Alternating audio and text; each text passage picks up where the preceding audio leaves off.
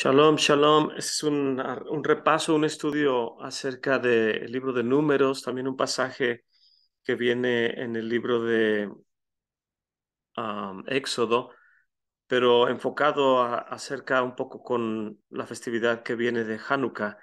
Y vamos a repasar un poco acerca de la responsabilidad que el Eterno le da a la tribu de Leví, de donde vienen los Kohanim y los Levíim en cuanto al servicio, y también en cuanto a cómo ellos mismos también estuvieron prestos para el servicio del Eterno y cómo se desarrolló todo esto y qué relación tienen ellos ah, con la festividad de Hanukkah cuando los hasmoneanos, los macabeos, vinieron y derrotaron a los griegos y se define de esa manera el servicio al Eterno en base al celo que tenemos por cumplir los mandamientos. Entonces, en el libro de Números, capítulo 3 dice, Be'eile Toledot, y esta es la descendencia, o sea, esta es la generación o las generaciones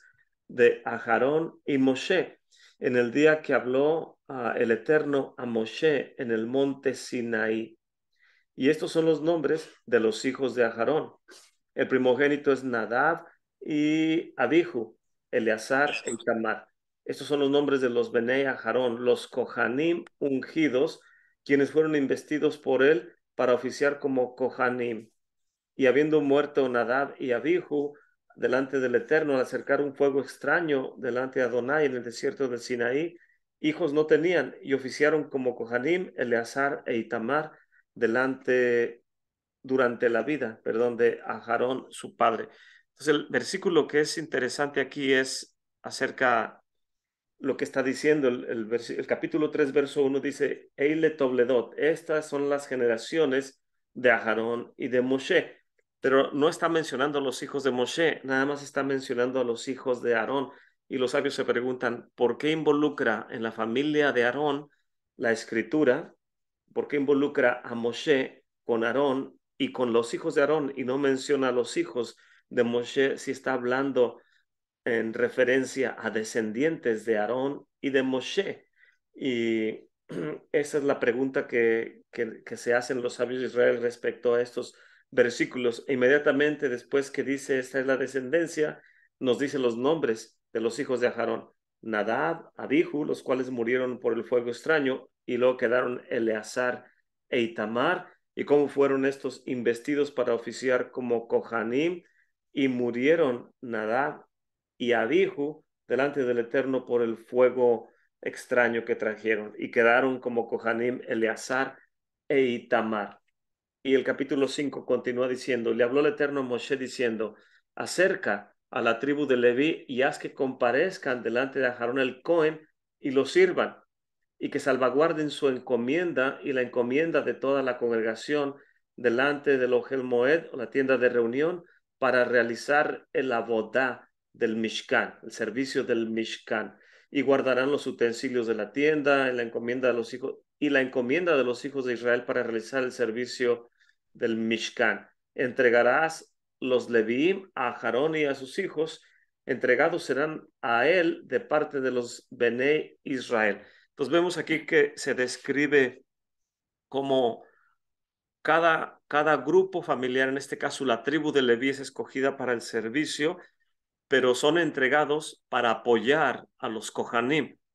Pero los Kohanim no le pagan a los Levíim por su servicio, el pueblo le paga tanto a Kohanim como a Levíim, pero los Kohanim hacen lo que el Eterno, bendito sea su nombre, les dice. Entonces, este organigrama o esta estructura no funciona como funcionaría uh, cualquier jerarquía que podemos imaginarnos en el mundo secular, que el que te contrata te va a pagar y te va a decir las directrices conforme a las que debes operar en el desempeño de tu trabajo y ganarte el salario correspondiente. En las cosas espirituales, el Eterno estructura las cosas de una manera diferente, en la cual Él es el que da la instrucción y los Kohanim son los encargados del servicio, los levitas son entregados para servir a los Kohanim y toda la comunidad, todo el pueblo de Israel somos responsables de que tengan su sustento, tanto Leviim como Kohanim. Ahora que subimos en la tierra de Israel, aprendí algo que nunca había pensado en eso, no se me había ocurrido. El hermano Joseph Good nos enseñaba en una de las travesías del recorrido acerca de la importancia para el Estado de Israel, siendo tan pequeño y tan odiado por todos los países árabes que están rodeándolo, eh, la única manera en que puede ser efectivo al defenderse es que tenga, no la única manera, una manera importante, debe haber muchas, pero una manera importante de defensa para el pueblo de Israel es que las carreteras estén en óptimas condiciones y funcionando correctamente. Así el ejército se puede mover rápidamente a cualquier punto cardinal para defender las fronteras del Estado de Israel. Y cuando íbamos en el recorrido, en el autobús, él nos preguntaba, ¿qué les parecen las carreteras de Israel? Y nosotros, pues están muy bien, muy buenas condiciones. Y nos explicaba él la razón para ello. Y irónicamente me vino a la mente y le digo a los hermanos, mientras iba yo traduciendo, si atacara a un enemigo, el Eterno no lo permita, cualquiera de nuestros países hispanos, no podríamos llegar a tiempo a defender porque nuestras carreteras están en pésimas condiciones. Y, pero mientras explicaba él todo eso, nos decía cómo el ejército de Israel está o fue estructurado después de la institución del Estado de Israel por, voy a ver si recuerdo el nombre un arqueólogo que también fue militar, creo que es Yigdal, a ver si me recuerdo ahorita el nombre, pero este varón eh, excavó Masada y, y también fue el encargado del ejército, como si fuera secretario de defensa en nuestros países, y él estructuró en base a todo lo que él conocía en la arqueología y en el Tanaj, todas las guerras que peleó el rey David y en sus diferentes épocas el pueblo de Israel y cómo el Eterno les dio la victoria. En base a todo lo que él estudió, estructuró un diagrama de cómo debe funcionar el ejército de Israel. Y el hermano Joseph Good nos explicaba, lo poco que yo traté de captar, ir traduciendo y entendiendo lo que él decía, es que, por decir, en nuestros países, los jovencitos están obligados a prestar un servicio militar por un tiempo, unos meses, tal vez un año, pero no es mucho el tiempo en el que están requeridos de hacer ese servicio militar. Dice el hermano Joseph Good, aquí en Israel tu servicio es constante. Te das de alta y vienes a ser parte de las reservas del ejército de Israel y aunque tu entrenamiento sea por un periodo breve, mas sin embargo no dejas de ser parte del ejército de Israel. En ese contexto nos explicaba él que cada familia que envía a sus jovencitos o a sus jovencitas es obligación enviarlos al servicio militar y ahí permanecen en entrenamiento y aunque salgan del entrenamiento, siguen reportándose y tienen la obligación de cada vez que prestan un servicio en tiempo después del entrenamiento, de traer su arma con ellos. Por eso vemos algunos de civiles con su arma, porque están en servicio, aunque no están en entrenamiento con el uniforme, mas siguen operando, defendiendo al Estado de Israel y estando prestos para cualquier defensa. Y en ese contexto explicaba él, toda la nación se involucra en la responsabilidad de poder cuidar las fronteras, las familias, las ciudades, los pueblos y todo el Estado de Israel. Y me vino a la mente y le pregunté al hermano Joseph Good, me parece que por lo que nos está explicando, ahora tiene sentido cuando el creador del universo se le conoce como Adonai Sebaot, el Señor de los ejércitos, el Señor de las huestes de los ejércitos de Israel. En ese contexto no se refiere solamente a los enlistados para defender las fronteras del Estado de Israel, sino se refiere a todo un país operando en servicio para poder cuidar las fronteras de esa nación tan hermosa y escogida por nuestro Padre Celestial para representarlo delante de todas las naciones del mundo. Entonces, algo que me agradó, me gustó mucho aprender eso porque nunca lo había visto desde ese punto de vista y la responsabilidad de la comunidad para poder proteger las fronteras del Estado de Israel. Entonces, es algo muy, muy interesante, muy bonito y cómo la gente ama su tierra y cómo la gente protege y cómo puedes ver a los niños y a los jóvenes en las calles de Jerusalén y en otras ciudades confiados en poder jugar y salir a las calles y sabiendo que hay gente que está cuidando cada minuto y cada hora en cada lugar para la seguridad del país. Y es algo que han vivido ellos así desde que se formó el Estado de Israel. Es una constante defensa porque hay quienes quieren destruirte y parte de los mandamientos en la Torá es que si tu enemigo te va a hacer un daño, es tu obligación proteger tu vida y acabar con ese enemigo antes de que él te acabe a ti. Entonces, todo esto es un sistema muy, muy que viene del corazón del Eterno, está en la Torah. Y cuando nos habla aquí acerca de los Tobledot de Moshe y Aharón, cuando el Eterno le habló a Moshe en el Har Sinaí, está hablando de los descendientes de Aharón, pero los está asociando directamente con Moshe, como si fueran sus hijos de Moshe. Y la pregunta es, ¿por qué se habla de Tobledot o generaciones, descendientes de Aarón y de Moshe y solamente menciona a los hijos de Aarón y no a los hijos de Moshe? Y nuestros sabios nos enseñan para que aprendamos que así como Moshe enseñó la Torá a los hijos de Aarón, cada vez que una persona enseña Torá a hijos de otras familias, es tenido como si fueran sus propios hijos, como si fueran sus generaciones. Y en ese contexto, la Torá no explícitamente, sino implícitamente está tratando de enseñarnos algo que los sabios de Israel también nos describen, que un maestro en Israel es visto como un padre por los estudiantes. Y el mismo Mesías nos explica acerca de ello, acerca de quién llamar, a cómo debemos dirigirnos acerca a nuestro Padre Celestial en contraste con los que enseñan aquí en la tierra. Cuando lo leemos en una mente ¿cómo lo podría decir?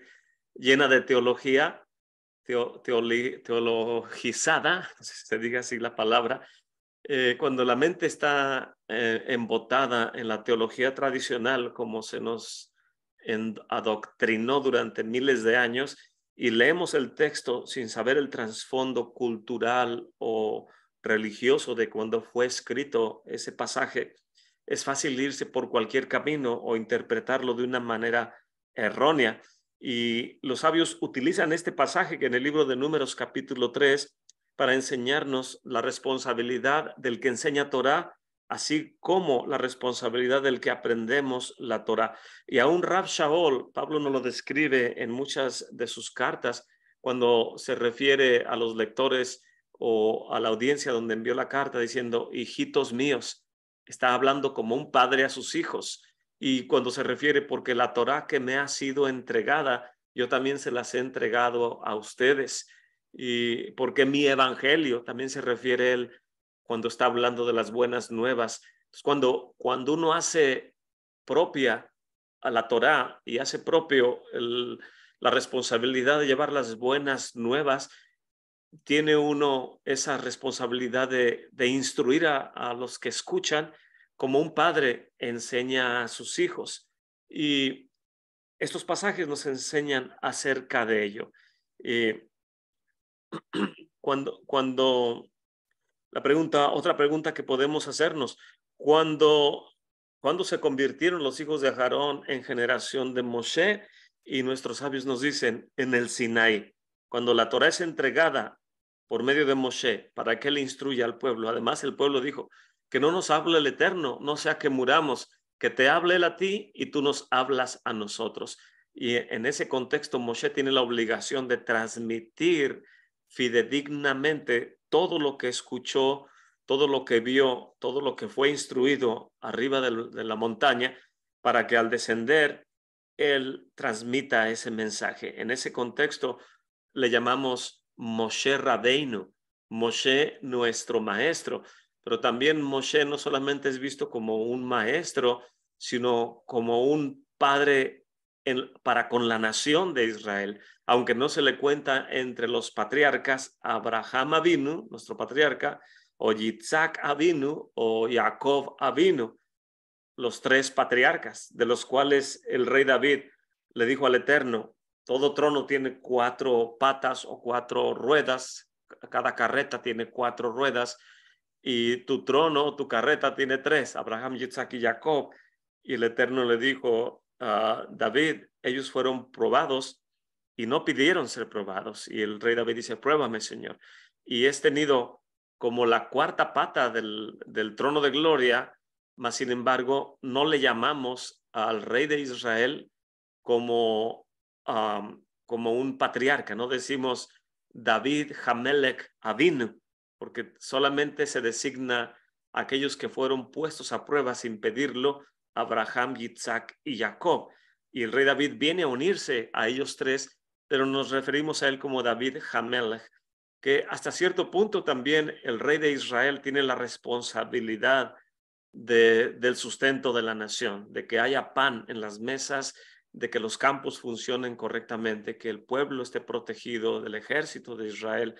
Es un funcionamiento como el Eterno lo estructuró y nos lo enseña la Torá, que es muy, muy hermoso, muy peculiar, y que cada nación debería anhelar funcionar conforme al modelo que el pueblo de Israel funcionó desde, si no desde el Sinaí, desde como era la idea del Eterno desde el principio de la creación. Entonces, los sabios toman este ejemplo en el libro de Números para enseñar que un maestro enseña a sus estudiantes como un padre enseña a sus hijos. Y en el Sinaí es cuando comienza este concepto. También vemos que el profeta Eliseo, cuando es llevado a Eliyahu con carretas de fuego, Eliseo dice: Abi, Abi, padre mío, padre mío, carros de Israel y algo así, sus gente de a caballo. Entonces se está refiriendo a él como padre mío, Abi, Abi. Y es un concepto ya del pueblo de Israel desde tiempos antiguos. Y podemos hacernos otra pregunta: ¿por qué si Moshe enseñó a toda la comunidad cuando vino de la montaña, por qué solamente a los hijos de Aarón se les toma como prioridad y son mencionados aquí? Estas son las generaciones de Aarón y de Moshe. ¿Por qué dentro de las generaciones no se dice las 12 tribus de Israel o toda la gente que estaba ahí escuchando a Moshe son los descendientes de Moshe y de Aarón? ¿Por qué nos describe el texto exactamente nombrando a los hijos de Aarón, los que fallecieron y los que quedaron? Entonces, algo muy interesante: ¿por qué la Torá nos describe de esa manera las cosas? Y vemos cómo los sabios examinan el contexto y examinan las palabras y examinan el significado y ponen todo sobre la mesa para tratar de entender el mensaje que hay detrás de todos estos versículos, cosa que es más que leer, es escudriñar, pero no solamente leer y escudriñar, sino como le dijo el eunuco a Felipe. Felipe le dice: ¿entiendes lo que estás leyendo? Y dice el eunuco: ¿cómo voy a entender si alguien no me lo explicara? Así nosotros necesitamos que alguien nos explique las parashás, los versículos, y no solamente la educación, no sé cómo dice el More Rico, la educación elimina la manipulación o algo así. No solamente educación significa leer, entender, sino tener quien te explique. Es ser parte de una herencia, de un pueblo, de una nación. En este contexto, no solamente la educación elimina la manipulación, sino tu identidad como miembro de esta grande nación va a eliminar aquel concepto de ser solamente amigo de Israel o de visitar Israel o de hacer una noche por Israel o tener simpatía hacia Israel. Si tú le preguntas a cualquier joven, ahora que estuvimos ahí en el monte que se llama el Elón Moré, donde el Eterno le hizo la promesa a Abraham vino, y de esa montaña, Elón Moré, es una de las cosas que más, o de las vistas que más me han impactado en esta, mi segunda y la primera vez que fui a Israel. De ahí se ve hasta la frontera del Líbano, hacia el norte, hacia el sur se ve hasta Jerusalén, se ve hasta el mar Mediterráneo y las montañas del Jordán, de Jordania, y se ve todo el territorio desde ese lugar. Y cuando llegamos ahí nos bajamos del camión, nos dieron una explicación acerca del lugar y luego caminamos hacia arriba de la montaña, porque estaba un mirador donde nos estaban explicando. Entonces le dije al hermano Joseph, pues vamos allá arriba para que la gente vea esa vista espectacular. Y él se adelantó, yo me fui atrás con otros hermanos. Y cuando me quedé atrás, venían unos jovencitos que se bajaron de un auto y iban bromeando y platicando y se acercaron a mí y me hablaron hebreo. Les dije, Ani lo medaveri Brit. No hablo hebreo. Y ya uno de ellos me empezó a preguntar en inglés, ¿de dónde vienen? Where are you from? Y le digo, venimos de Texas. Y dice, no, de Texas, ¿qué andan haciendo por acá? Le digo, venimos a ver la tierra de nuestros ancestros. Y le digo, ¿y ustedes qué andan haciendo? Dicen, venimos a caminar. Iban bromeando y platicando entre ellos en hebreo. Y le digo, ¿quién más viene? Y apuntaron hacia adelante. Ellos eran como jovencitos entre 17, 19 años, si no es que más jóvenes. Y adelante donde apuntaron iba uno mayor que ellos, como de 27, 28 años, y traía su arma con él colgando. Y dice él, venimos con Yehuda. Y le grita, Yehuda, Yehuda. Y voltea Yehuda y le digo, Yehuda, shalom. Y se detuvo sonriendo. Y ya cuando llegamos, me acerqué con Yehuda y lo saludé. Le digo, shalom, Yehuda. Y se me quedó viendo él uh, me emociono al recordar el rostro de ese joven porque una sonrisa muy amable, sus dientes muy blancos, su mirada muy sana y muy noble, y con su barba y su arma, y se me queda viendo y no me pregunta, what is your name? Ni me pregunta de dónde eres, simplemente se me quedó viendo, sonriendo, y me dijo, ¿cuándo vas a hacer aliyah? ¿Cuándo vas a hacer aliyah? Y me quedé yo pensando, ¿por qué me pregunta cuándo voy a hacer aliyah? Y le dije, Yehuda, I'm working on it. Estoy trabajando en ello, ¿ok? Y volteó a las espaldas de él y mías y se mira todo el territorio de Efraín, lo que es Samaria y el monte de la bendición y el monte Gerizim y el monte Ibal y todo ese hermoso panorama, y él voltea y extiende su mano y dice, mira todo el territorio con el que contamos. ¿Por qué no se vienen aquí? Tenemos mucha tierra. Y sentí que el Eterno nos estaba hablando a través de estos jóvenes. Entonces, fue una experiencia muy, muy bonita para mí, pero el ejemplo que quiero traer con esta experiencia, que es muy emotiva para mí, es que si yo le hubiera preguntado a cualquiera de estos jovencitos o al mismo Yehuda, ¿eres simpatizante de Israel o amigo de Israel? Posiblemente con el rifle me hubiera pegado en la cara diciendo, ¿de qué estás hablando? Esta es nuestra tierra, especialmente después de las palabras que me dijo. Entonces, vemos cómo la gente ama la tierra, cómo la tierra ama a la gente, cómo el Eterno entregó la tierra a los hijos de Israel.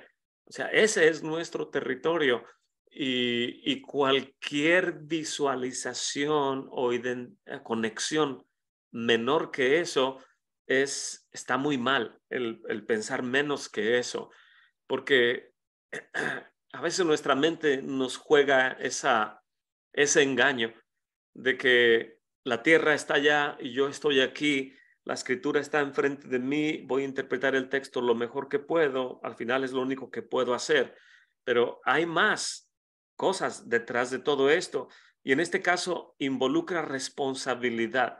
El que enseña la Torá no puedo imaginarme estudiar Torá aquí en América o en México, en cualquier país, y estudiar Torá en aquellos pueblos, en aquellas ciudades, estudiar Torá en las montañas de Efraín, estudiar Torá en la ciudad santa que se le llama Safed. También aprendí que hay 4 ciudades santas: Jerusalén, Tiberias, Safed y Hebrón. Y gracias al Eterno estuvimos en Jerusalén, en Safed y en Tiberias. En Hebrón no nos alcanzó, no estaba en el programa ir, pero estuvimos en Safed, fue una experiencia muy bonita. Ahí están las yeshivot, las yeshivas de los grandes místicos de la Kabbalah, como el rabí Yosef Karo, el rabí Yitzhak Luria, y se puede hasta respirar el ambiente de, de esos lugares. Puedes ver en la mirada de los niños en las calles y de los jóvenes que salen de las yeshivas que se involucran en el estudio de la Torah. Entonces, es otra dimensión el el poder estudiar la escritura como nosotros lo hacemos de este lado del mundo, a como ellos lo hacen de aquel lado del mundo, y enseñar la Torah como Moshe Rabbeinu la recibió y como él la transmitió. Tal vez, al menos en mi caso personal, que tal vez ni siquiera lo entiendo, no puedo agarrar tal vez ni siquiera un hilo del talit, de ese concepto, pero estamos tratando de aprender. Entonces, ¿por qué los hijos de Aarón son tenidos como hijos de Moshe? Es precisamente por esta riqueza, esta herencia que recibimos en el monte Sinaí en manos de Moshe y transmitida a todos nosotros después. Estoy buscando mi Biblia para leer un versículo que viene en a ver dónde la dejé. Ana, ¿me puedes pasar mi Biblia, hija? Y en el libro de Hebreos, pero mientras saco mi Biblia voy a seguir leyendo. Dice, aquí en mis notas tengo, por qué si Moshe enseñó a toda la comunidad, solamente a los hijos de Aarón se le cuenta como generaciones de Moshe?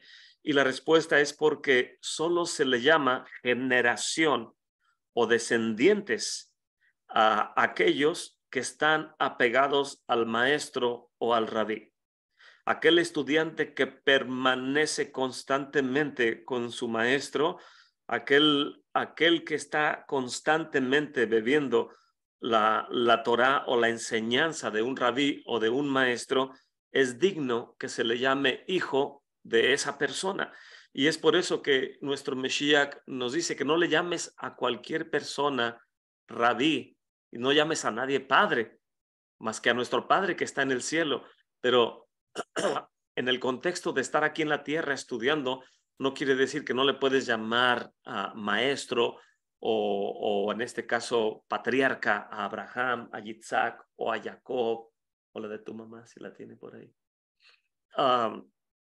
No está refiriéndose el Mesías en ese caso, en ese contexto, sino que está refiriéndose precisamente a lo que nos dice aquí la Mesorá, la herencia de poder entender estos conceptos, que cuando la generación o los descendientes se apegan a la enseñanza del maestro, son dignos que se les llame generación de aquel que está transmitiendo lo que fue entregado en el monte Sinaí. Y la pregunta contundente que puedo hacer en este momento es, ¿cuántos de nosotros, verdaderamente y siendo sinceros con nosotros mismos, cuántos de nosotros podemos decir que somos estudiantes o hijos del Mesías? ¿Cuántos de nosotros podríamos expresarnos de esa manera? Hija, creo que por allá está. Oh, aquí está. Gracias. Gracias. Podríamos contestar con sinceridad y decir, en realidad siento que puedo llamar al Mesías no solamente admirable, consejero, Dios fuerte, Padre eterno y príncipe de paz.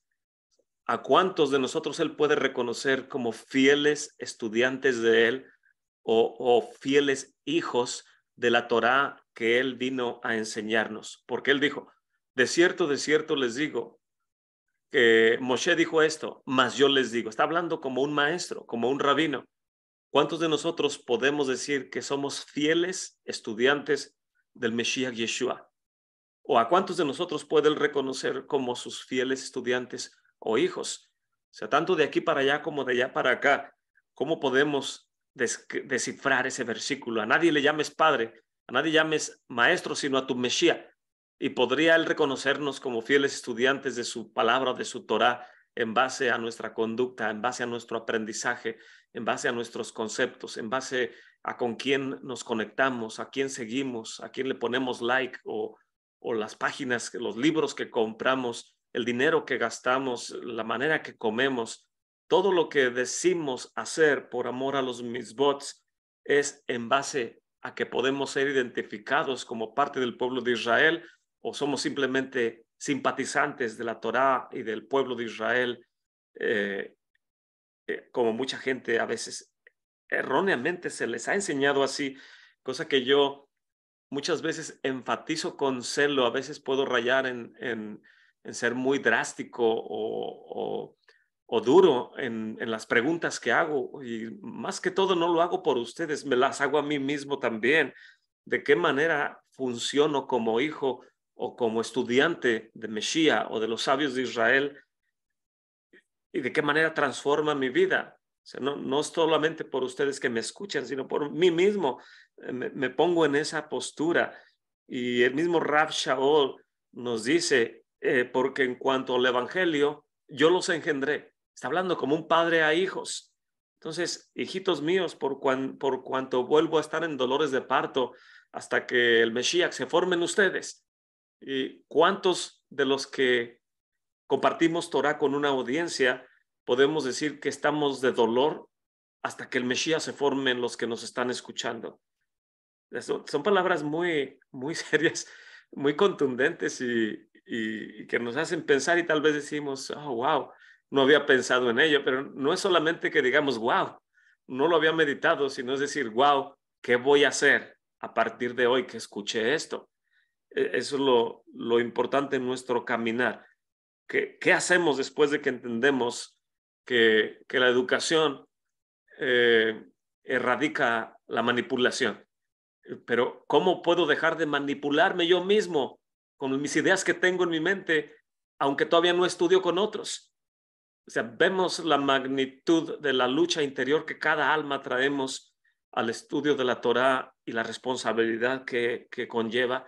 Es más que palabras, es más que conceptos, es en realidad entregar nuestra vida a la vida verdadera o aceptar la verdadera vida del Eterno en nuestra Neshama para poder ser esa comunidad de creyentes que el Mesías instituyó a partir del libro de los Hechos capítulo 2, cuando Moshe nos lo dice en el libro de Deuteronomio, profeta como yo les levantará el Señor. Y la comunidad esperaba que viniera una quejilá escatológica que iba a funcionar de una manera superior a como se había funcionado anteriormente a ese tiempo. Esa quejilá somos nosotros. Pero no se ve que funcionemos de una manera a como lo operaban anteriormente. Entonces es una grande responsabilidad. Moshe enseñaba a los hijos de Aarón, voy a tratar de escribirlo como lo enseñan los sabios. Déjenme ver si puedo compartir aquí. ¿Alguien tiene algún comentario antes de ir a esta pizarra?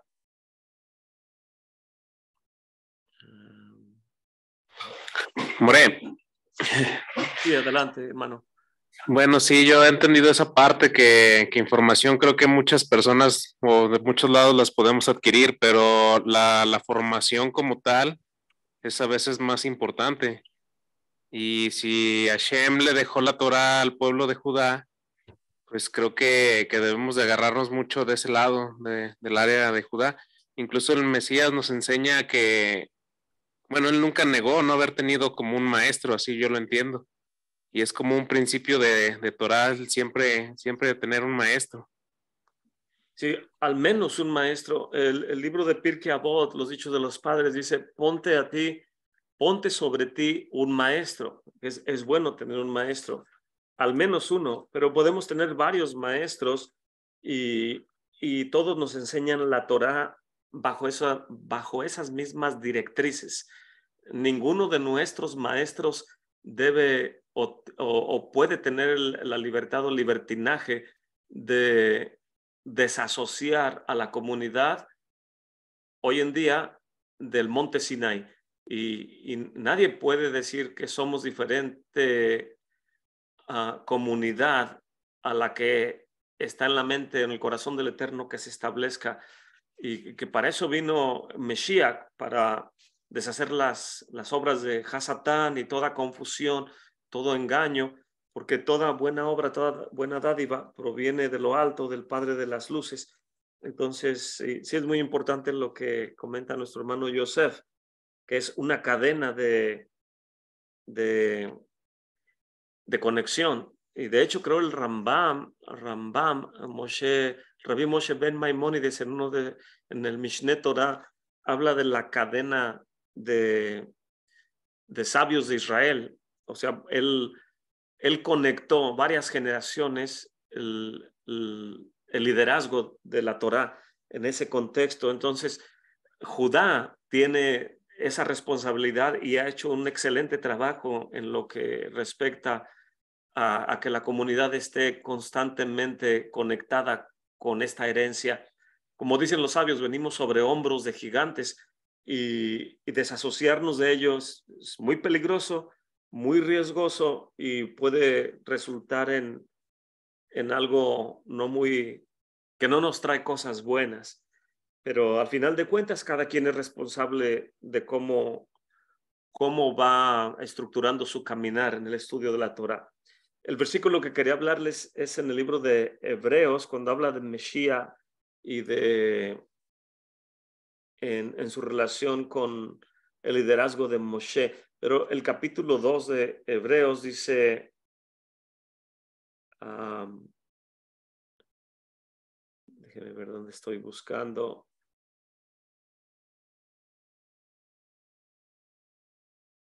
Voy a leer desde el verso capítulo 3. Dice, por lo tanto, hermanos santos, partícipes de la vocación celestial, considerar al Shliach y Cohen de nuestra profesión, al Mesías Yeshua, el cual es fiel al que le constituyó, como también lo fue Moshe, sobre toda su casa.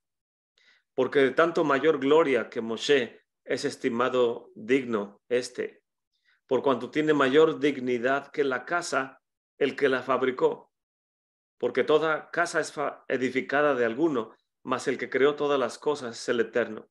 Y Moshe, a la verdad, fue fiel sobre toda su casa como siervo, para testificar lo que se había de decir. Mas el Mesías como hijo sobre su casa, la cual somos nosotros, si hasta el fin retenemos firme la confianza, perdón, y la gloria de la esperanza. Podemos ver aquí el contraste que hay entre lo que Moshe vino a enseñarnos en relación a lo que Mesías viene a establecer como hijo. Y la manera en como los sabios nos describen esta cadena de enseñanza, voy a tratar de escribirla aquí. Voy a poner, si puedo escribir. Aquí está.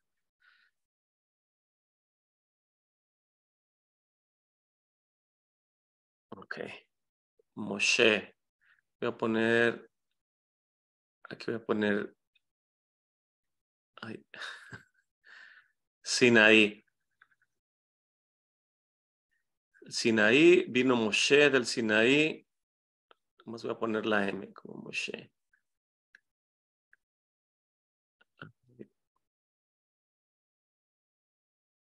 Ok. El Eterno le dio en el Sinaí a Moshe la santa y bendita Torá, y vino Moshe, se la enseñó a Aarón, le enseñó la Torá, y después de que le enseñó la Torá, voy a poner que a Aarón se sentó, voy a poner a Aarón, se sentó a la derecha de Moshe, que frente de nosotros es nuestra izquierda, pero si estábamos viendo de frente, sería la derecha de Moshe. Entonces Moshe le enseña la Torá, los mandamientos, todo lo que recibió en el Sinaí, se la enseña a Aarón. Aarón la escucha y se sienta a su derecha. Después vienen Eleazar e Itamar. Aquí ya Moshe le enseñó la primera ronda de Torá. No sé por qué no me deja escribir bien. A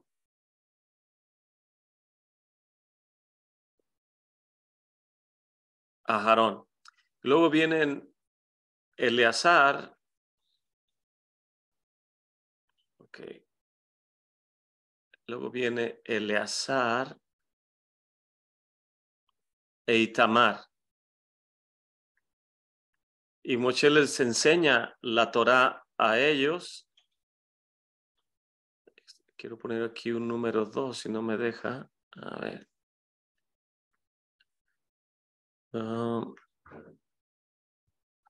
Ok. Escribir. Ok. Primero la recibió Aarón. Luego Eleazar e Itamar reciben su segunda porción de enseñanza. Después que viene Eleazar e Itamar y les enseña la Torá, entran los ancianos de Israel. Voy a poner ancianos de Israel. Que no me deja escribir esto, perdón, hermanos. Y se sientan de los dos lados. Voy a poner aquí ancianos y los sadikim, perdón, sekenim, y les enseñan la Torá. Entonces, primero se la enseñó a Aarón, después se la enseña a Eleazar e Itamar, y después se la enseña a los ancianos, es la tercera vez. No me deja escribir esta cosa.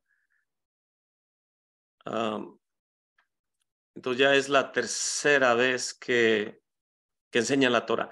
Y después viene el pueblo. Voy a poner aquí enfrente. Viene todo Am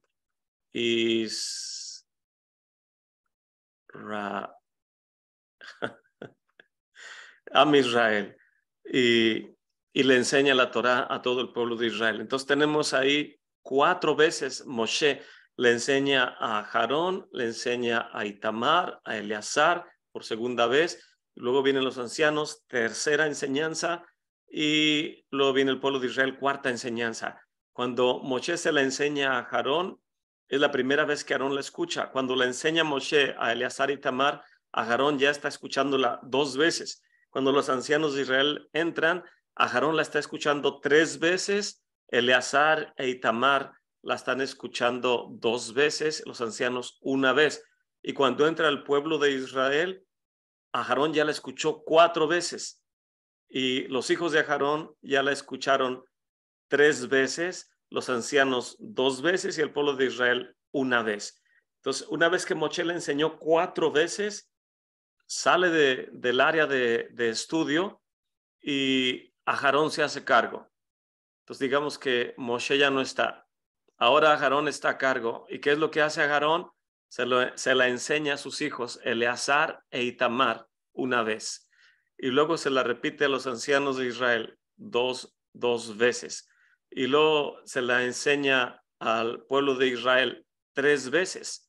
Entonces ya él la repasó 4 veces. Y cuando él se la enseña a los demás, después Aarón sale de su lugar y Eleazar e Itamar se la enseñan a los ancianos de Israel y al pueblo de Israel. Y ya con eso ellos completan sus 4 veces de enseñanza de la Torá. Después que ellos completan esto, los ancianos de Israel le enseñan la Torá al pueblo de Israel. Ya sería su cuarta vez que ellos la están enseñando. Y de esa manera el pueblo de Israel escuchó la Torá 4 veces de parte de, una vez de Moshe, una vez de los hijos de Aarón, perdón, una vez de Moshe, una vez de Aarón, una vez de los hijos y otra vez de los ancianos. Escuchó 4 veces la Torá al pueblo de Israel y está reconociendo el pueblo de Israel el liderazgo de los ancianos, el liderazgo de los Kohanim, el liderazgo de Aarón y el liderazgo de Moshe. Entonces vemos aquí este sistema estructurado por el Eterno está implícito en la Torá, en la descripción del texto, pero no está explícito porque no hay tiempo para que la Torá mencione todos los detalles. Es por eso que necesitamos la ley oral para que los sabios nos describan todos estos conceptos que vienen ahí. Entonces, no es solamente leer, no solamente es estar meditando en ello, sino tener quien nos enseñe todos estos conceptos para poder entender las palabras del Mesías. No le llames a cualquier hombre padre, no le llames a cualquier maestro. Tu padre está en el cielo y tu Mesías está aquí. ¿Y quién es llamado estudiante? ¿Quién puede ser llamado hijo? La Gemara y los sabios de Israel nos enseñan aquel que es permanente, que permanece en el estudio de la Torah, aquel que es fiel a sus maestros, aquel que es miembro de la comunidad de Israel y acepta la ley oral y la ley escrita como herencia de parte del pueblo de Israel, es miembro de esta grande comunidad. Y aquí podemos ver contundentemente quién de nosotros en realidad estamos funcionando bajo el modelo del pueblo de Israel en cuanto a enseñar y en cuanto a aprender. Y no solamente es ver quién puso una parashá en internet o quién está hablando algo diferente que yo ya no he estudiado. O sea, dicen los americanos, aló, está sonando tu teléfono. Si aquellos grandes que estaban en el monte Sinaí, si Moshe enseñó 4 veces la Torá a Aarón y el pueblo de Israel escuchó 4 veces de diferentes niveles de liderazgo, ¿quiénes somos nosotros para decir que yo la estoy entendiendo mejor que ellos? ¿O quiénes somos nosotros para decir el Mesías la estaba interpretando de esta manera y esa manera es totalmente diferente a como nos lo enseña la teología, pero es conforme a como lo hace el pueblo de Israel? Entonces, es una manera en cómo se debe aprender y cómo se debe enseñar. Y ahora sabemos por qué el versículo al inicio nos dice, estas son las generaciones de Moshe y de Aarón. ¿Por qué los hijos de Aarón son llamados descendientes de Moshe? Porque están prestando oído, están prestando atención y son responsables para enseñarle al pueblo de Israel de la manera en como Moshe la aprendió en el monte Sinaí. Entonces vemos lo contundente de esta manera de aprender la Torá. Están siendo entrenados, están siendo llamados hijos de Moshe porque están dispuestos a ser enseñados y entrenados a como Moshe se le instruyó en el monte Sinaí. De esta manera se preparan las generaciones de quienes van a llevar la Torá después de nosotros. Y en realidad en lo personal, estoy muy corto de poder decir que mis hijos están preparados para llevar la Torá de esta manera a sus propios hijos, o sea, mis nietos. Y que yo también aún soy responsable de que mis hijos y mis nietos lleven la Torá en base a esta estructura a las generaciones que vienen después de ellos. Y, o sea, es algo muy hermoso, pero es algo que tenemos que aprender. Y otra pregunta que podemos hacernos, ¿por qué no escuchar de Moshe Rabbeinu todos 4 veces? O sea, ¿por qué tienen que estar entrando, saliendo y enseñando? Y es precisamente por todo este concepto. Moshe enseña 4 veces, a Aarón 3 veces, Eleazar y Tamar 2 veces y los ancianos 1 vez. El sistema espera que se formen no solamente estudiantes, sino maestros en la enseñanza de la Torá. O sea, el pueblo reconoce la cadena de liderazgo y respeta el sistema de enseñanza. El liderazgo del pueblo de Israel transmite la Torá como se estructuró desde el monte Sinaí y cualquier otro sistema es inefectivo. Y yo sé que tal vez a muchos de ustedes me han escuchado a veces enfatizo drásticamente acerca del respeto a los sabios de Israel, la ley oral y toda esa herencia que nos han dejado. Y cuando alguien menciona cosas menos que haga que una persona se responsabilice de esa manera, se me hace muy peligroso y puede redundar en libertinaje comunitario que solamente nos causa problemas a todos. Y entre menos tengamos el apego a lo que el sistema teológico inefectivamente ha tratado de poner en la mente de todas las generaciones por miles de años, entre más pronto nos deshagamos de ese veneno, más rápidamente aprendemos y podemos enseñar a nuestras generaciones que vienen después de nosotros. Pero entre más coqueteamos con esos sistemas de otras naciones, con otras teologías, con otros conceptos culturales, etcétera, más nos vamos a tardar en tener nuestra identidad con este pueblo poderoso. Cuando estábamos allá en Israel, yendo en el autobús, el hermano Joseph Good nos enseñaba del ejército y de las guerras de Israel. Y nos platicaba él cómo se ganó la frontera del norte. Nos platicaba él cuando fuimos a un lugar que se llama Gamla.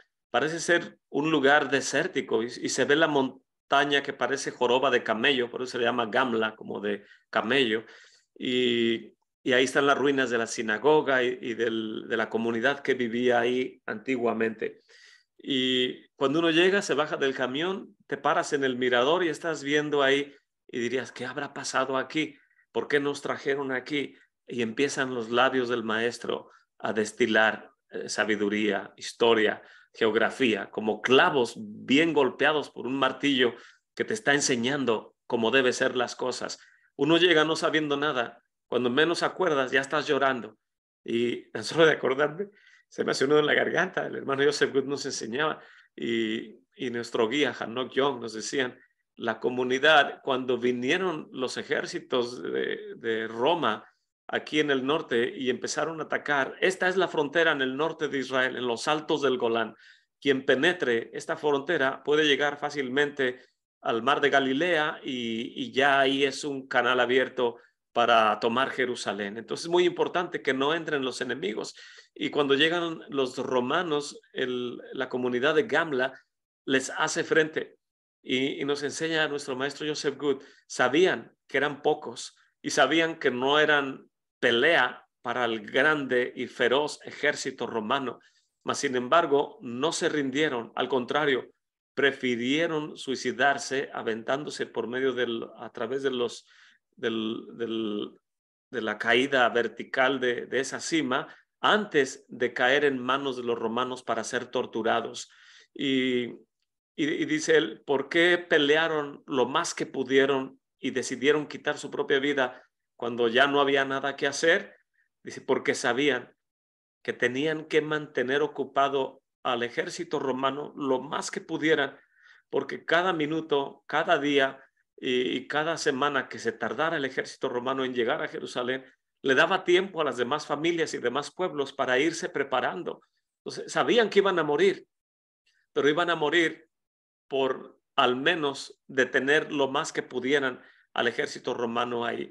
Entonces, vemos que las guerras que se pelearon en esos tiempos, en esos lugares, en las fronteras de Israel, tiene que ver con la identidad del pueblo defendiendo la tierra y defendiendo a las familias, pero no solamente defendiéndolas porque es tu lugar que te fue heredado, sino porque la Torá te está diciendo que esta es la tierra que el Eterno entregó a tus patriarcas para dártela a ti como herencia. Y si es un regalo que ha sido dado a nosotros, no podemos dejarlo en manos del enemigo así nada más porque sí, sino que es nuestra obligación defenderlo. Y todo eso viene en la Torá. ¿Cómo vamos a amar y defender la tierra si no entendemos los mandamientos de la Torá? Entonces, todo lo que trato de decir es que todo va de la mano. El liderazgo del pueblo de Israel transmite la Torá como se entregó en el Sinaí. Y cualquier otro sistema de aprendizaje no va a ser efectivo en formar comunidades. algo que me enseña demasiado y me siento tan miserable es saber que esas personas, los primeros fundadores de comunidades que vinieron de Polonia, de Rusia, no eran ni siquiera religiosos. Eran personas que estaban cansados de la opresión, eran judíos oprimidos por el régimen de Rusia y de Polonia, de otros países, y dicen, regresemos a la tierra de Israel, regresemos a la tierra de nuestros ancestros. Llegaron sin palas, sin asadones. Los árabes tenían posesión de la tierra y no les querían dar trabajo, no les querían ni siquiera dar alimentos. Y la gente les decía, vayan a América, vayan a Australia, vayan a cualquier país, junten dinero y regresen y compren tierra. Y ellos dicen, va a tomar mucho tiempo para ello. Mejor hay que comenzar aquí desde nada. Y hoy en día hay grandes comunidades judías con sinagogas fundadas por esos pioneros, por gente que después sus descendientes ahora estudian Torah, tienen sinagogas ahí.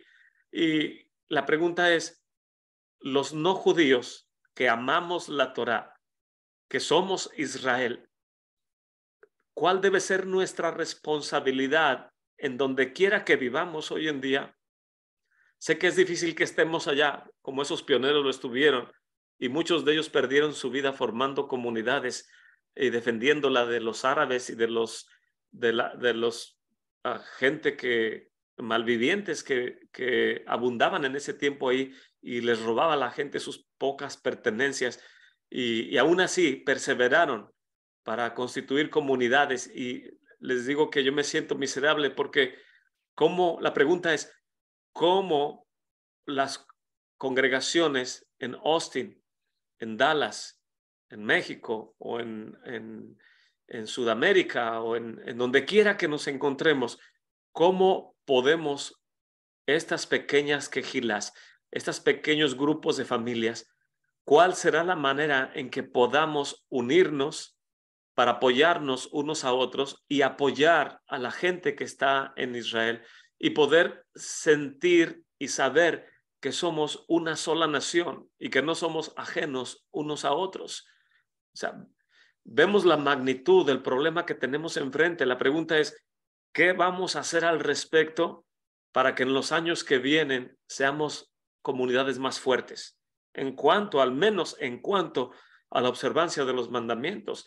Mandamientos como lo que vamos a comer, dónde vamos a comprar, cómo vamos a hacer nuestros servicios, quién va a ser el cantor y el jazán de nuestros hijos o de nuestras hijas o de los jovencitos de nuestras comunidades, quiénes van a ser los futuros maestros de Torah en medio de nuestras comunidades. O sea, son preguntas tan simples, pero tan contundentes que tal vez, al menos yo, no puedo responderlas.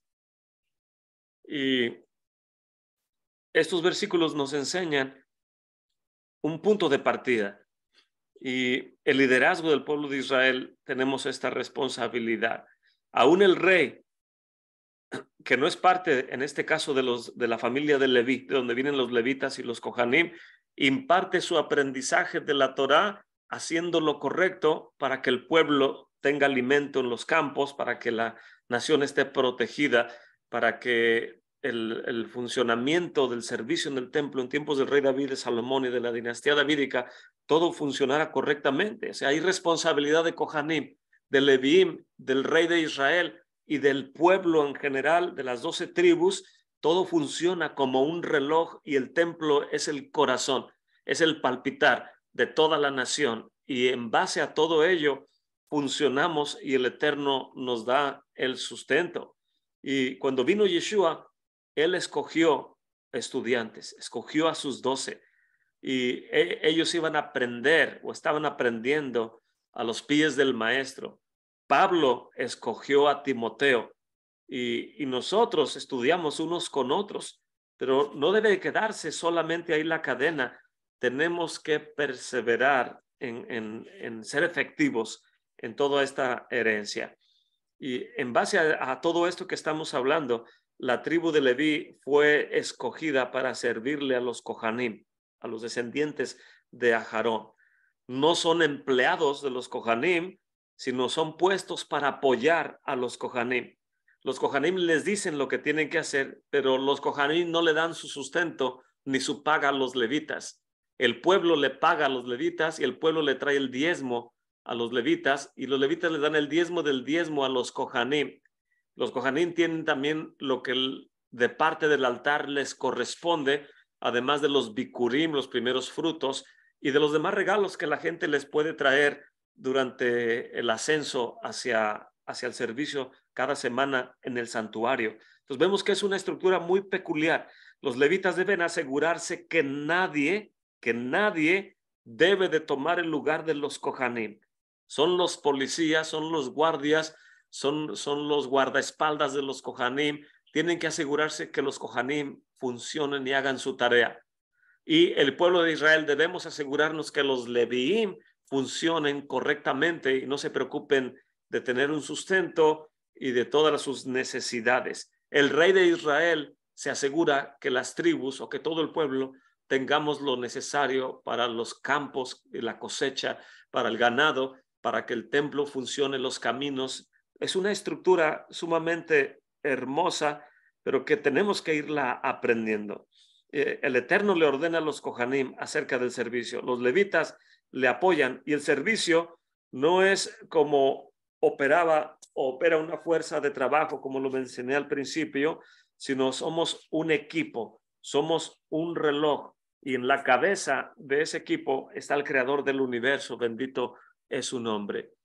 Entonces voy a tratar de terminar para no entretenerlos mucho. En base a todo esto que estábamos hablando, ahora entendemos un poco, voy a leerlo en el libro de Números,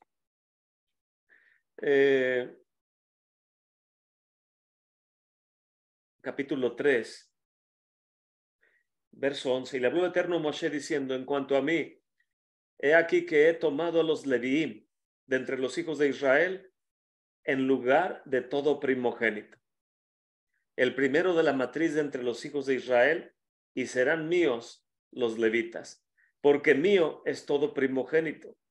Pues el día que golpeé a todo primogénito en la tierra de Mizraim, santifiqué para mí a todo primogénito de Israel. De hombre a animal, míos serán, yo soy Hashem. Entonces, aquí podemos ver que cuando salimos de Mizraim, y note usted que no estoy diciendo, cuando el pueblo de Israel salió de Israel, de Mizraim, perdón, estoy diciendo cuando salimos de Mizraim, porque somos el pueblo de Israel. Cuando salimos de Mizraim, el Eterno escogió a los primogénitos, o todo aquel que abrió matriz. Pero cuando venimos al monte Sinaí, los primogénitos se degradaron participando en la construcción del becerro de oro. Entonces, ahora en el libro de Números, el Eterno está diciendo, los levitas van a tomar el lugar de los primogénitos, la familia de Leví. De ahí voy a tomar Kohanim para el servicio y voy a tomar los Leviim para que apoyen a los Kohanim. Ahora ellos son los primogénitos de toda, en lugar de los primogénitos de las 12 tribus, ahora la familia de Leví toma la primogenitura. Y el Eterno lo está especificando ahí en ese capítulo 3 del libro de Números, cómo debe funcionar. Y es lo que estaba leyendo yo hace unos minutos. Entonces, los primogénitos, el Eterno mató a los primogénitos de Egipto y ahora escoge a los levitas. ¿Y cómo debemos entender este concepto de primogenitura? Por ejemplo, Jacob no abrió matriz, la abrió Esaf. Y luego vino él agarrado al talón de su hermano y le llamaron Jacob. ¿Y qué es lo que hace Jacob? Tiene que rescatar la primogenitura. ¿Cómo puedes comprarle a alguien el derecho que salió primero del vientre de tu madre? Se parece ser algo difícil de entender. Sin embargo, Jacob vino y Rachel, nuestra matriarca, hicieron un equipo para poder ver la manera de que el que debe ser representante de tan hermosa riqueza no sea Esaf, porque su conducta vino a ser una conducta perversa. No solamente era inmoral, sino que era asesino y era engañador. No podía caer la primogenitura, el derecho de primogenitura. ¿Qué significa ser primogénito? Significa que un hombre y una mujer contraen matrimonio, son esposos mientras no tienen descendencia. Pero una vez que el primogénito abre matriz, les da el derecho de ser papá y de ser mamá. Nuestro Padre Celestial no podemos llamarlo Avinu Shebashamayim a menos que él tenga hijos o descendientes, al menos que el Mesías sea reconocido como el Hijo del Eterno, el que se sienta a la diestra del Padre. No podemos tomar ese derecho si no existe el primogénito. ¿Y quién es el primogénito? Lógico, es el Mesías, pero en este contexto, el faraón quería hacerle creer a las naciones que él era la razón de la creación, que el faraón era el primogénito y Egipto es la primogenitura o la razón de toda la creación. El Eterno está diciendo, las cosas no son así. Israel, el pueblo de Israel, es mi primogénito, es mi nación. Ellos me representan delante de toda la creación. El Eterno hizo bien claro, voy a destruir a los primogénitos de Misraim y ahora el pueblo de Israel es mi primogénito. Y cuando dicen en los profetas, Efraín, mi primogénito, está refiriendo a la nación, al pueblo de Israel. Entonces, qué importante es la primogenitura. La primogenitura representa a toda la casa, representa al padre y a la madre, representa la herencia de ese hogar o de esa nación. En este contexto, Jacob tiene que comprar el derecho a representar los intereses de nuestro Padre Celestial, porque lógicamente Esav no lo está haciendo correctamente. Y la pregunta es, ¿a quién le va a heredar la primogenitura? ¿A Rubén, el hijo mayor de Lea, o a Yosef, el hijo mayor de Rachel? ¿O a los dos tal vez? Son preguntas lógicas que podemos hacernos. Pero el Eterno le dice a Moshe que Israel es su hijo, es su primogénito. Toda la nación, entonces, en este contexto es el primogénito del Eterno. ¿Cómo funciona esto? El libro de Bereshit nos dice que en tiempo de Caín y Abel, ¿quién era el primogénito? El que trajo lo mejor delante del Eterno. En este caso, Abel tomó la primogenitura porque trajo lo mejor para ofrecerlo delante del Eterno. Entonces, en este contexto, en el contexto de Jacob con Esav y de Caín y de Abel, vemos que la primogenitura no tiene que fundamentarse solamente en el que abre matriz, sino en la manera en cómo sirve al creador del universo con su propósito, que esa alma vino a este mundo. Abel trajo lo mejor, trajo los primogénitos, trajo lo mejor del ganado, trajo lo que abrió matriz, se lo presentó al Eterno. En este contexto, él mismo se está presentando como querer servirle al creador del universo de la mejor manera. Y el Eterno aceptó la ofrenda de Abel por encima de la ofrenda de Caín. Y vemos de esa manera que la primogenitura puede establecerse en base a cómo presentamos nuestro servicio. Y puedo volver a la pregunta que hace unos minutos. ¿De qué manera servimos al creador del universo en nuestra manera de enseñar o en nuestra manera de aprender Torah? Podemos ser tenidos como primogénitos en base a la cualidad y calidad de servicio en nuestro aprendizaje y en nuestra enseñanza por encima de otras naciones, o acaso coqueteamos como lo hacen las otras naciones y nos simpatiza como otros tienen su sistema didáctico y eso me trae un confort. Son cosas que tenemos que meditar. El primero en hacer lleva el legado para todos los demás. O sea, en este caso, el que abre matriz, como se puede entender la primogenitura, lleva el legado del padre y de la madre para todos los demás miembros de la casa. Es el concepto más básico de primogenitura. En este contexto, el pueblo de Israel somos el primogénito del Eterno delante de todas las naciones del mundo. Y nada más hay esos dos puntos. O eres parte de Israel y eres parte de la primogenitura, o eres parte de las 70 naciones. Cada quien tiene que decidir. Por eso cuando a mí me invitan y dicen, hermano, lo invito a una noche por Israel en la iglesia fulana de tal. Digo, no puedo ir. Mejor vénganme a celebrar aquí o en la Quejilá, porque es lo mismo. Si van a celebrar Israel, yo soy Israel. Celébranme a mí. O si algún país, si alguna persona de Honduras, Nicaragua o El Salvador o de Canadá me dijera, lo invitamos a una noche mexicana para celebrar que somos amigos de México.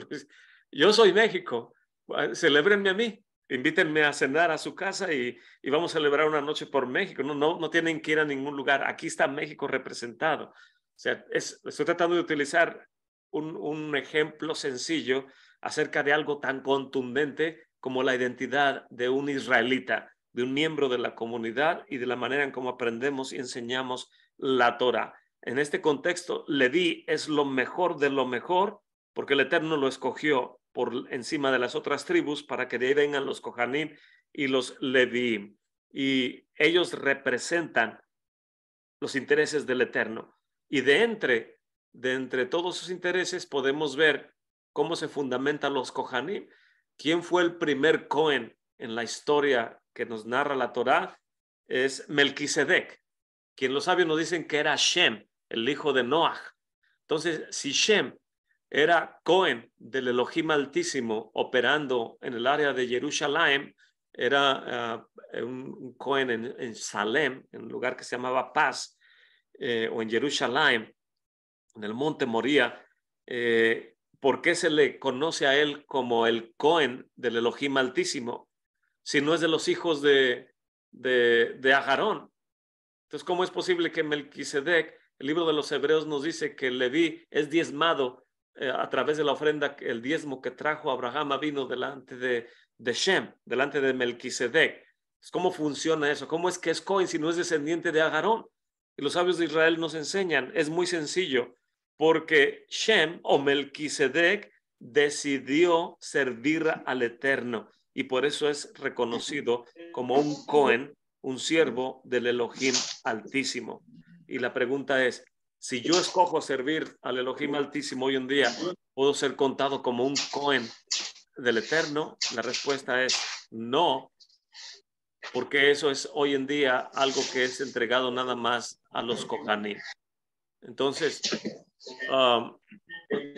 podemos ver cómo funciona un poco estos ejemplos. Y voy a terminar. El Becor o el primogénito representa al resto de la familia. El pueblo de Israel representa la primogenitura, de ahí vienen los Kohanim a través de la familia de Leví. Y de ahí viene el Mesías, quien nos dice el libro de Colosenses, que es el primogénito de la creación. El libro de los Hebreos nos dice que es el Cohen Gadol, aquel que presta un servicio máximo de parte de todo el pueblo, y no solamente no pudo hacerlo en el santuario terrenal porque no era de los hijos de Aarón, pero entró en el santuario celestial y no con sangre de animales, sino con su propia sangre, porque ese es el juramento que se hizo. Tú eres un Cohen para siempre, de acuerdo al orden de Melech Tzadik. Entonces vemos que el Mesías representa a la nación de Israel delante del Padre Celestial. Y la nación de Israel somos el primogénito del Eterno delante de todas las demás naciones. En otras palabras, en Austin, en Dallas, en México, en El Salvador, en Nicaragua, en España o en Inglaterra, donde quiera que vivamos, tenemos la responsabilidad de ser luz y de hacer las cosas correctamente, porque las demás naciones nos están observando. Y aunque tal vez aparentemente no les importe cómo nos comportemos o ni cuenta se dan, nosotros no lo hacemos para que ellos nos vean, sino lo hacemos porque es nuestra responsabilidad delante del Creador del universo. Y somos una nación santificada, dice la Escritura, un Am Kadosh y una nación santa y un legado de Kohanim. Se me fue la palabra que viene ahí. Mamlechet Kohanim Be'am Kadosh. Eso es lo que somos, el pueblo de Israel. Y claro que si cualquier rabí me escuchara diría, ustedes no son judíos, no pueden representar los intereses del Eterno. Nosotros los representamos. Entonces uno puede decir, nosotros también los representamos, porque los extranjeros que son contados en la observancia de los mandamientos, también amamos la Torá y de acuerdo a nuestra manera de vivir podemos testificar que amamos al Eterno y que somos también parte de la nación de Israel. Entonces, a grosso modo, quería compartir con ustedes estos conceptos, porque ahora que se acerca Hanukkah, cuando voy a volver a la escritura, cuando se hace el pecado del becerro de oro en la parashá Kitisa, esto viene en el libro de Éxodo, capítulo 32, verso 25, y vio Moshe que el pueblo había sido expuesto, pues había expuesto a Aarón a desgracia posible frente a quienes pudiesen levantarse contra ellos. Y se paró Moshe a la entrada del campamento y dijo, todo aquel que esté del lado del Eterno, únase a mí. Y se reunieron junto a él todos los levitas. Por eso en el libro de Números el Eterno los escogió, porque los levitas inmediatamente, la familia de Leví, se apegó a Moshe y les dijo, así dijo el Eterno, el Elohim de Israel, que todo hombre se ciña la espada a su cintura y pase de puerta a puerta por el campamento, y que así amerite que mate cada quien a su hermano, a su prójimo y a su pariente. Y hicieron los levitas los que le ordenó Moshe, y fueron ajusticiados del pueblo ese día como 3,000 hombres. Y dijo Moshe, dedíquense este día a Adonai, pues cada uno se ha contrapuesto a su hijo y a su hermano para que en él este día, para que él, perdón, el Eterno, en este día los bendiga. Y ahora podemos entender el versículo que dice el Mesías, y los del enemigo del hombre serán los de su casa, porque habrá enemistad entre padre con el hijo, la nuera con la suegra. ¿Y por qué funciona de esa manera? Porque unos amamos servir al Eterno y otros quieren ser simpatizantes de Israel o simpatizantes de las naciones. Tienen un pie en simpatía en las naciones y otro pie en simpatía con Israel. Y no puede uno servir a dos amos. Tiene uno que decidir a quién va a servir. Entonces, en este contexto, Moshe dijo, quien esté del lado del Eterno, únase a mí. Y vinieron los Levíim. Así hicieron los macabeos o los hasmoneanos cuando vino aquel perverso Antíoco Epifanes y les ordenó que sacrificaran un lechón o un pequeño cerdo sobre el altar para que la gente viera. Dijo, si no lo hacen, los voy a matar.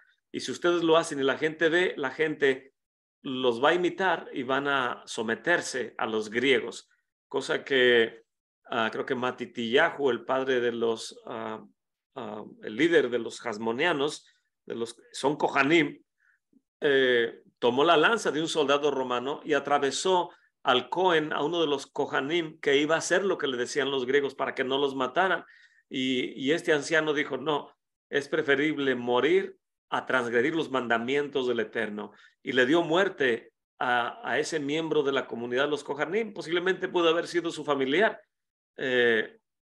Mas, sin embargo, importa más la honra del Eterno y su Torah que uno de nuestra familia o de nuestra comunidad quiera hacer una transgresión, tal vez por el bien de toda la comunidad. ¿Y qué es lo que dicen los hasmonianos o los macabeos en ese momento?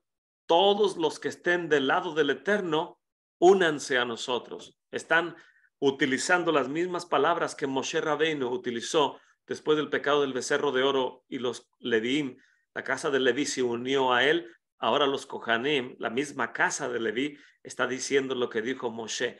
Los que están de nuestro lado, únanse a nosotros para servirle al Eterno con celo y Él nos va a dar la victoria.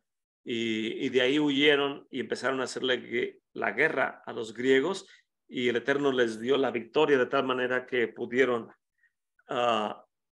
rededicar el santuario, volver a construir el altar del sacrificio y poder continuar con lo que la Torá dice acerca del servicio del santuario y de la comunidad y todo lo que ya estuvimos hablando.